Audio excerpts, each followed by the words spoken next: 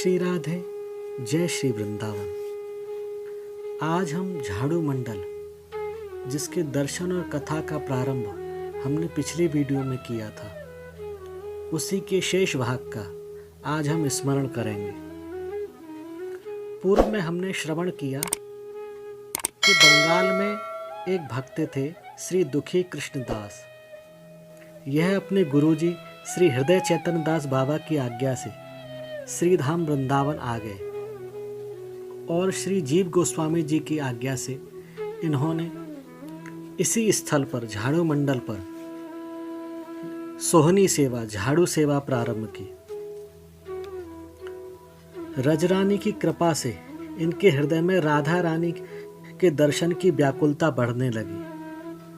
अब तो ये रोने लगते और श्री राधा रानी से प्रार्थना करने लगते कि हे करुणामयी राधे, अपनी इस अधम संतान पर कब कृपा करोगी, कब दर्शन दोगी। एक दिन अष्ट सखियों के साथ श्री यमुना स्नान करके श्री राधा रानी ने जानबूझकर अपने चरणों का एक नूपुर यहाँ गिरा दिया और अपनी कुंज में चली गई और वहां जाकर बोली, हे ललते, हे विशाखे, मेरा एक नूपुर कहीं गिर गया है, तुम जाओ और देखो, वहां पर एक ब्रह्मचारी बाबा नित्य झाड़ू सेवा करते हैं, उनसे पूछो मेरा नूपुर उन्हें मिला क्या, और यदि उनके पास हो तो बिना ज़्यादा कुछ बताए मेरा नूपुर ले आओ। जब इधर झाड़ू सेवा करते हुए दुखी कृष्णदास जी ने नूपुर देखा तो नूपुर की दिव्य कांति से उनके नेत्र चकाचौंध हो गए और जैसे ही नूपुर का स्पर्श किया तो स्पर्श करते ही दुखी कृष्णदास जी के शरीर में अश्रुपुलक आदि प्रेम के अष्ट सात्विक भाव प्रकट हो गए। वे समझ गए कि ये कोई साधारण नूपुर नहीं, दिव्य अप्राकृत नूपुर है। वो इस नूपुर को लेकर श्री जीव गोस्वामी जी के पास पहुंच गए और उनको यह नूपुर दिखाए। नूपुर देखते ही श्री जीव गोस्वामी नूपुर को पहचान गए कि यह तो साक्षात श्री राधा रानी के चरणों का ही नूपुर है। श्री जीव गोस्वामी विलास मंजरी रूप से नित्य रात्रि को श्री राधा रानी की चरण सेवा करते थे, इसलिए वह इस नूपुर को पहचान गए।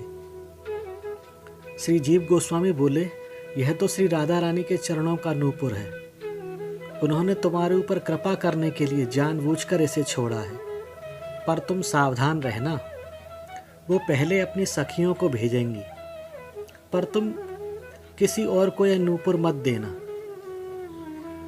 इधर ललता सखी एक ब्रज बालिका बनकर दुखी कृष्णदास जी के पास आई और बोली, बाबा, कल हमारी भाभी के चरणों का नूपुर यहाँ गिर गया था, आपको मिला क्या? दुखी कृष्णदास सब समझ गए। वो बोले, मिला तो है, पर हम जिनका यह नूपुर है उनके चरणों में स्वयं पहनाएंगे। ललता सखी बोली, अरे बाबा, तुम ब्रह्मचारी ठहरे और वह है एक कुलवधू, उसका दर्शन स्पर्श करोगे तो तुम्हारा धर्म नष्ट हो जाएगा। वे बोले, मेरा धर्म नष्ट हो तो हो जाए, पर मुझे एक बार उनके दर्शन करा दो। अब तो दुखी कृष्णदास जी रोने लगे और रोते हुए चरणों में गिर गए और बोले कि माँ, आप तो हमारी माँ हैं, हम आपकी अधम संतान हैं, आपकी कृपा के बिना किसी को श्री राधा रानी का दर्शन नहीं हो सकता। आप कृपा करो, हमें श्री राधा रानी का दर्शन करा दो। भक्त का सबसे बड़ा बल है रोना। माँ बालक का रुदन सहन नहीं कर पाती। गोपियाँ भी जब सब प्रयास करके हार गईं, तब यमुना पुलिन पर आकर उन्होंने रोना प्रारंभ किया और स्वयं भगवान तुरंत वहां प्रकट हो गए। दुखी कृष्णदास जी का भावपूर्ण रुदन सुनकर श्री ललता सखी पर ना रहा गया। उन्होंने श्री राधा रानी से कहा कि हे करुणामयी राधे, ऐसे भक्त को दर्शन देना ही चाहिए, आप उन्हें दर्शन दो। श्री राधा रानी ने विशाखा सखी से कहा कि अब तुम जाओ और उनसे कहो कि आपको हमारा दर्शन तो नहीं हो सकता, पर आप हमारे चरणों में नूपुर पहना सकते हैं। लेकिन इसकी एक शर्त है, आपको पहले अपनी आँखों पे काली पट्टी बांधनी होगी, तभी वो आएंगी। ऐसा ही किया गया। विशाखा सखी ने आकर दुखी कृष्णदास जी की आंख में काली पट्टी बांध दी।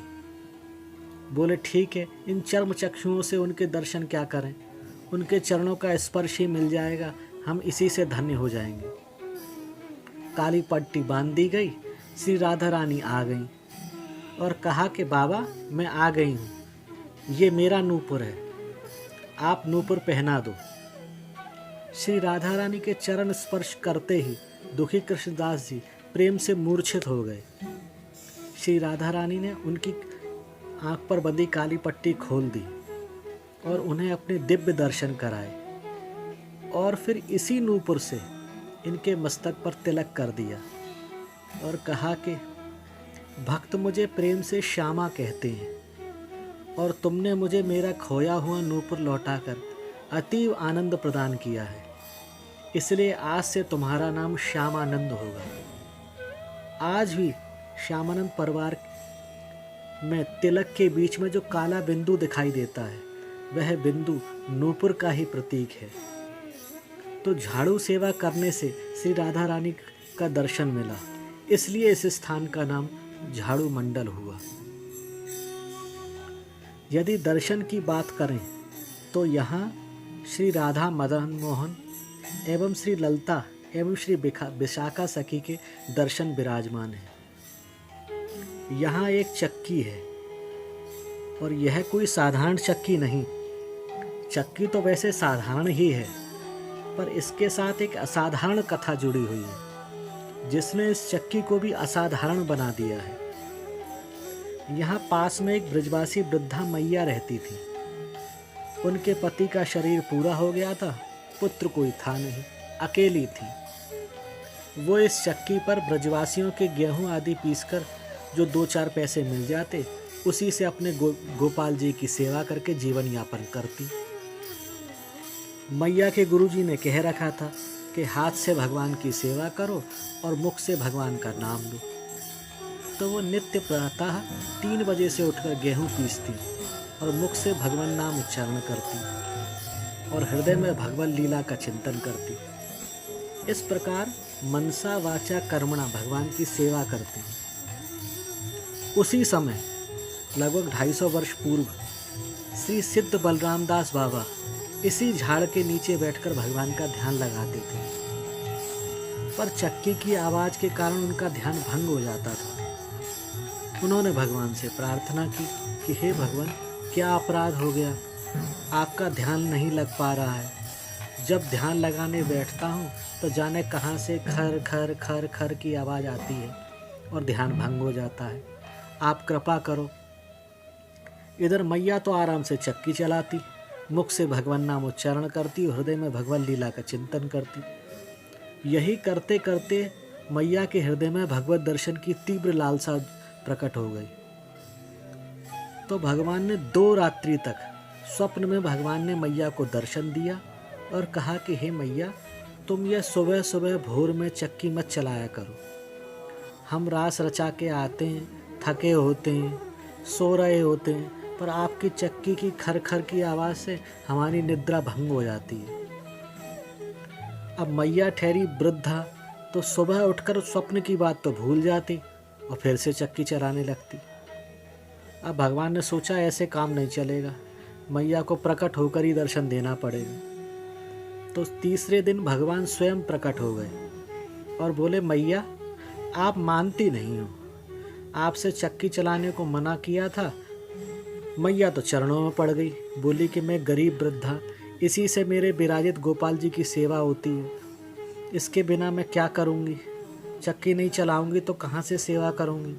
भगवान ने कहा कि मेरा दर्शन बड़े बड़े यति मुनि सन्यासियों को भी दुर्लभ है, और जिसे मेरा दर्शन हो जाता है उसका सारा अभाव दूर हो जाता है। भगवान ने कहा कि आप बिल्कुल चिंता ना करें, और ऐसा कहते हुए अपने चरण इस चक्की पर रख दिए, जिनके दर्शन आज भी इस चक्की पर भक्तों को होते हैं। भगवान ने कहा, आज से चक्की मत चलाना, अपितु इन चरण चिन्हों की तुलसी जल पुष्प आदि से पूजा करना और मैं तुम्हारी सब व्यवस्था करूँगा। तब से वो भगवान के चरण चिन्हों की भाव से विधिवत पूजा करने लगी। भगवान भी नित्य किसी न किसी के माध्यम से मैया की सब व्यवस्था कर देते। जिन सिद्ध बाबा की कृपा से मैया को भगवान का दर्शन हुआ, उनकी समाधि के भी यहाँ दर्शन होते हैं।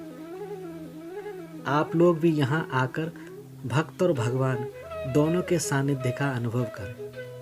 जय श्री राधे, जय श्री वृंदावन।